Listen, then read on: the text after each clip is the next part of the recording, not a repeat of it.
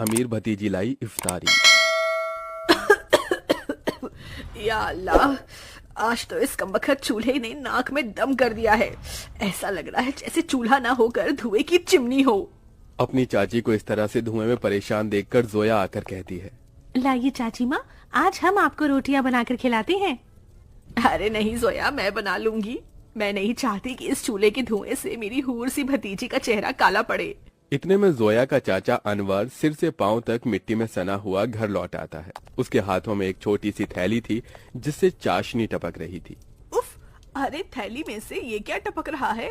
अरे माफ करना बेगम, मैं तो भूल गया था। मैं जोया बिटिया के लिए उसके मनपसंद की रस भरी इमरती लाया हूँ। इमरती का नाम सुनते ही 24 साल की जोया किसी बच्चे की तरह उतावली जताते हुए बोली, क्या सचमुच चाचा जान, आप मेरी मनपसंद की इमरती लाए हैं? मेरे मुंह में तो पानी आने वाला था, मगर मैंने किसी तरह खुद को रोक लिया। हम सब साथ में इसे इफ्तार में खाएंगे। अरे नहीं बिटिया, मैं जरा सी ही इमरती लाया हूँ, तू खा ले। मुझे और तेरी चाची को मीठे से खास मोहब्बत नहीं है ना बेगम? जी बेशक। असल में इमरती खाने का मरियम और अनवर का भी बड़ा मन था, मगर दोनों अपना मन मार लेते हैं। बचपन की दुर्घटना में जोया के माता पिता स्वर्ग से धार गई, जिसके बाद से जोया के चाचा चाची ने उसे अपनी बेटी की तरह पाला पोसा। उसके प्यार में कोई कमी न हो, इसलिए दोनों ने खुद की अपनी औलाद भी नहीं की। अनवर की माली हालत कुछ ज्यादा खास अच्छी नहीं थी। बस उसके पुश्तों का छोड़ा गया सालों पुराना एक कमरे का कच्चा घर और खेती करने के लिए जमीन का एक छोटा सा हिस्सा, जिस पर थोड़ी बहुत खेती करके जैसे तैसे 2 वक्त की रोटी का गुजारा चल रहा था। या खुदा, कढ़ाई में जरा सी सब्जी है। खैर, नमक प्याज रोटी से ही इफ्तार कर लेंगे। सब्जी सोया को दे देती हूँ।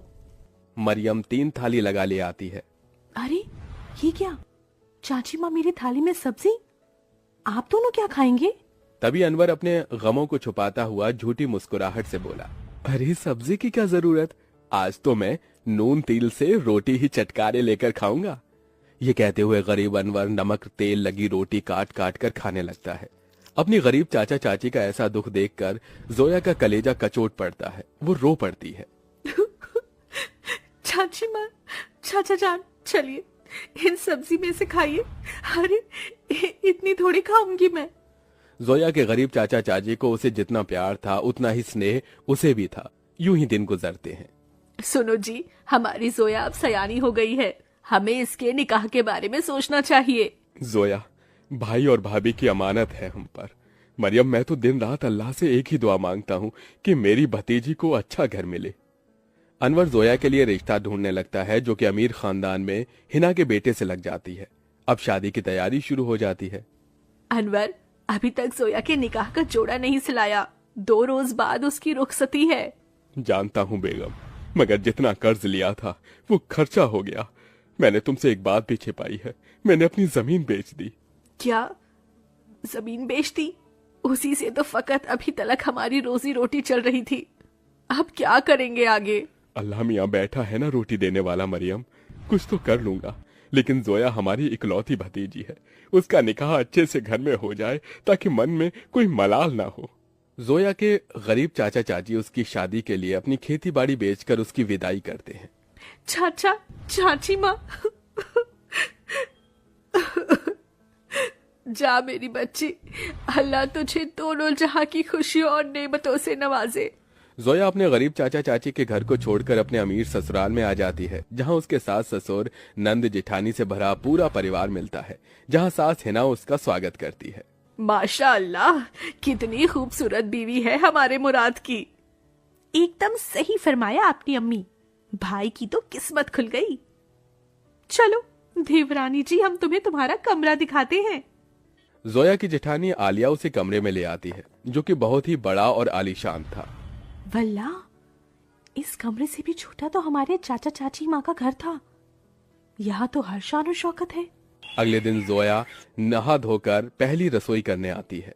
अस्सलाम वालेकुम अबू जान। खुश रहो बहू बेगम। अम्मी जान, खाने में क्या बनाना है? अरे बहू, तुम क्यों खाना बनाओगी? उसके लिए नौकर चाकर है ना, मगर हम सभी तुम्हारे हाथों का शाही टुकड़ा खाना चाहेंगे। जी अच्छा। जोया जैसे ससुराल के ऐशो आराम भरे किचन में कदम रखती है तो नम आंखों से निहारती रह जाती है। उसकी आंखों के आगे अपनी चाची का धुएं में चूल्हा फूकना याद आ जाता है। या खुदा, हमारा ससुराल कितना रईस है। ऐसा लग रहा है जैसे हम किसी जन्नत में आ गए हैं। मगर हमारी गरीब चाची माँ आज भी गीली लकड़ियों से चूल्हा जलाती होंगी।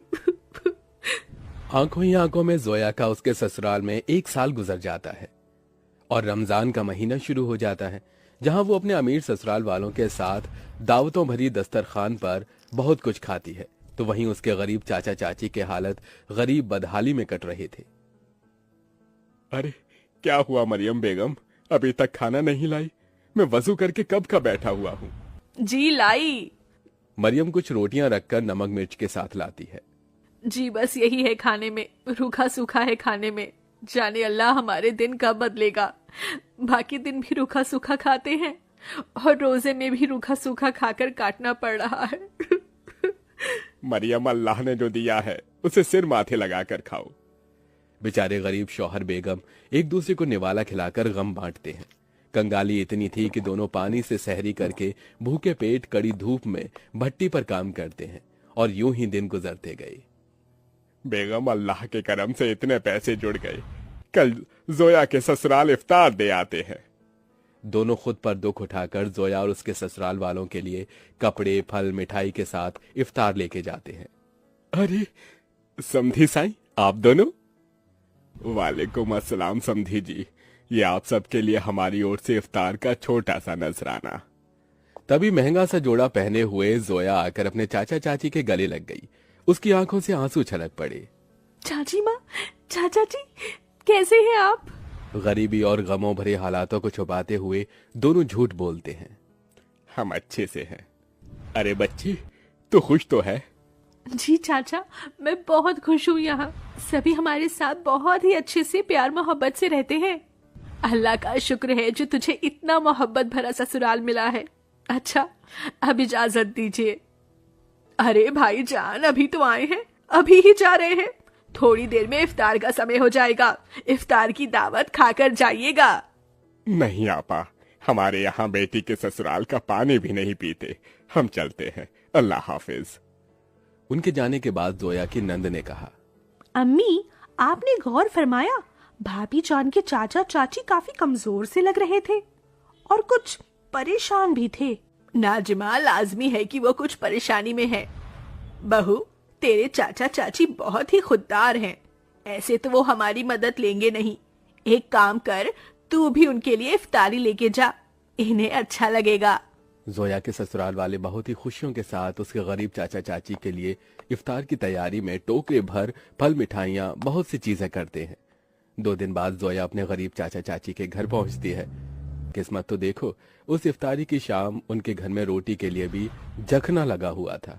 तभी कुछ लोग अलमारी, कुर्सी, फ्रिज, पलंग इत्यादि अंदर लाते हैं।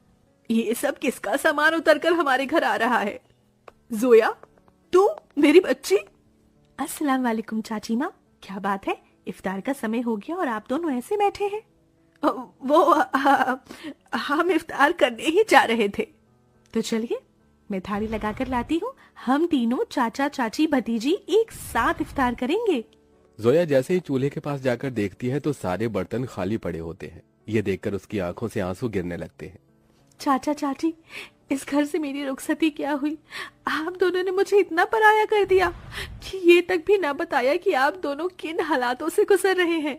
मेरी बच्ची, इस घर में क्या तूने कम गमजादगी उठाई थी?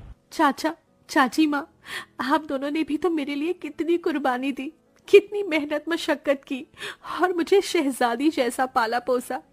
अब मेरी बारी है। इसके बाद जोया खुद अपने हाथों से इफ्तार में बहुत कुछ बनाती है। इफ्तार की दावत देखकर उसके चाचा चाची पेट भरकर खाते हैं।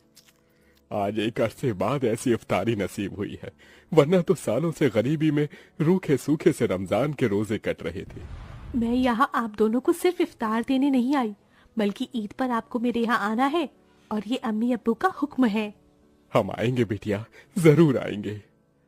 जोया के गरीब चाचा चाची ईद के दिन उसके घर आते हैं, जहां उनका खूब स्वागत होता है और सभी साथ मिलजुल कर ईद मनाते हैं।